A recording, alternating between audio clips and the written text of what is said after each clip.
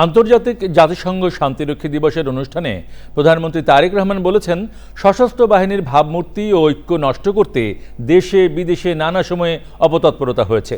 তিনি বলেন, অতীত থেকে শিক্ষা নিয়ে বাহিনীর সদস্যদের নিজেদের স্বমহিমায় প্রতিষ্ঠা করতে হবে। প্রধানমন্ত্রী বলেন, পোশাকধারী বাহিনীর পেশাদারিত্ব, ঐক্য, শৃঙ্খলা এবং চেইন অব কমান্ড ছাড়া মর্যাদার সাথে টিকে থাকা কঠিন। চকর মালিতার রিপোর্ট।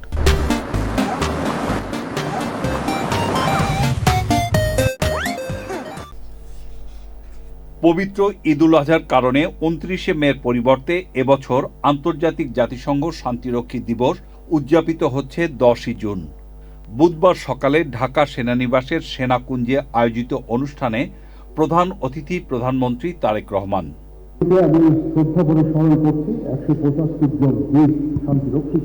সেনাবাহিনী প্রধান সহ অতিথিদের বক্তব্যের পর সাম্প্রতিক সময়ে শান্তি মিশনের দায়িত্ব পালনকালে ৬ নিহতের পরিবারের সদস্য এবং ৭ আহতদের হাতে সম্মাননা স্মারক তুলে দেন প্রধানমন্ত্রী তারেক রহমান।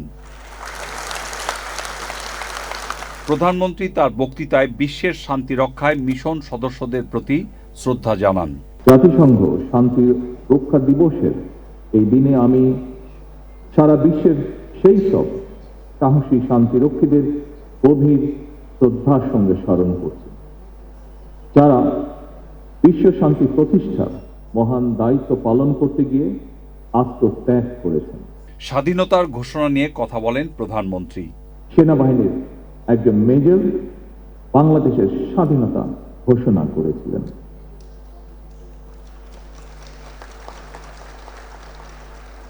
আমি বিশ্বাস করি এই গৌরব এবং অহংকার অবশ্যই আমাদের সশস্ত্র বাহিনীর জন্য অনন্ত প্রেরণার উৎস। সুতরাং এই গৌরব যেন কোনোভাবেই ম্লান না হয়, সেটি রক্ষা করা অবশ্যই সশস্ত্র বাহিনীর কর্তব্য। প্রধানমন্ত্রী তারেক রহমান বলেন, পোশাকধারী বাহিনীর জন্য শৃঙ্খলা অত্যন্ত জরুরি। দেশের সশস্ত্র বাহিনী কিংবা সশস্ত্র বাহিনীকে নিয়ে কিছু অপতৎপরতা কখনো কখনো জনমনে বিভ্রান্তি সৃষ্টির কারণ হয়েছে। দেশে বিদেশে সশস্ত্র বাহিনীর ইমেজ বিনষ্ট করতে নানা রকম তৎপরতাও আমরা লক্ষ্য করেছি। সমস্ত ষড়যন্ত্র মোকাবেলা করে ১৯৭৫-এর ৭ই নভেম্বর স্বাধীনতার ঘোষকের নেতৃত্বে সেনাবাহিনী ঐক্যবদ্ধভাবে ঘুরে দাঁড়িয়েছিল। এরপরও বিভিন্ন সময় নানা রকম ঘটনায় সশস্ত্র বাহিনীর ঐক্য বিনষ্টের তৎপরতা চললেও ২০০৯ সালের ফেব্রুয়ারি মাসে সশস্ত্র বাহিনীর উপরে সর্বগ্রাসী আঘাতটি এসেছিল।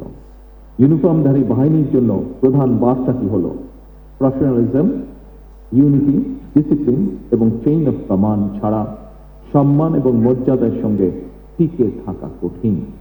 সুতরাং শুধু অতীত চর্চা নয়, বরং অতীত থেকে শিক্ষা নিয়ে ফ্যাসিবাদ মুক্ত বাংলাদেশে বর্তমানে প্রতিটি রাষ্ট্র এবং সাংবিধানিক প্রতিষ্ঠানের সামনে স্বমহিমায় নিজেদেরকে প্রতিষ্ঠিত করার সুযোগ সৃষ্টি হয়েছে। পরে বিভিন্ন দেশে শান্তি রক্ষায় নিয়োজিত বাংলাদেশি সদস্যদের সাথে ভিডিও কনফারেন্সে কথা বলেন প্রধানমন্ত্রী তারেক রহমান। যারা আমাদের দেশের সন্তানেরা বিশ্ব শান্তি রক্ষার জন্য বিদেশে আছেন, কষ্ট করছেন, তারা যাতে দেশের সন্তান আবার নিরাপদে সুস্থ শরীরে দেশে ফিরে আসতে পারেন, এটি হচ্ছে আমাদের আজকের চাওয়া। চকর মালিথা, চ্যানেল আই, ঢাকা।